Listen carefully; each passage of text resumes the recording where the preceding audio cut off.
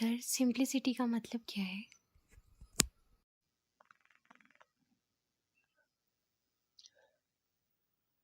तो सिंप्लिसिटी का ये मतलब नहीं है कि हमें अभाव में रहना चाहिए, हमें जानबूझ के अ, अति कम साधनों का उपयोग करना चाहिए, ये नहीं है।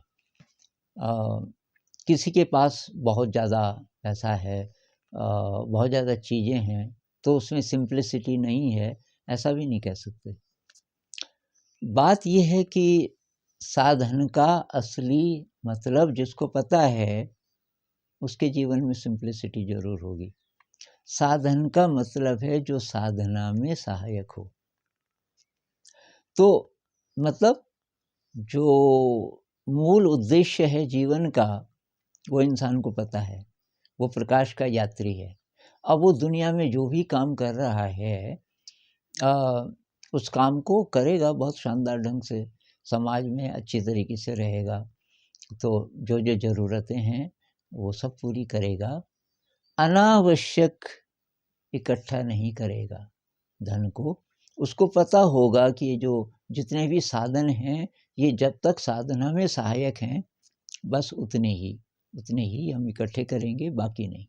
अब मान लीजिए कि कोई उद्योगपति है, बहुत बड़े-बड़े कारखाने हैं, करोड़ों रुपया आता है हर महीने।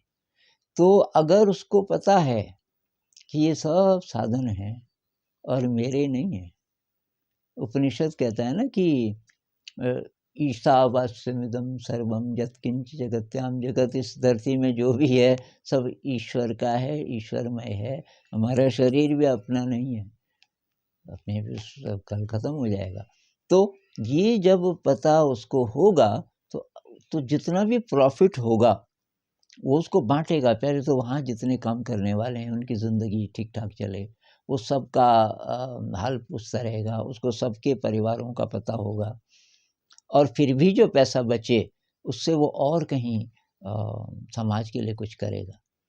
तो ऐसी अगर दुनिया होने लगे कि भई जिन लोगों के पास ये ज़्यादा पैसा आता है, तो अपने लिए न संग्रह करें, क्योंकि उनकी जितनी ज़रूरतें हैं वो आसानी से पूरी हो रही हैं, और जो अतिरिक्त है उसको इकट्ठा इसलिए नहीं कर रहे कि अब वो साधना में मददगार नहीं है। क्योंकि इकट्ठा क्यों कर रहा है?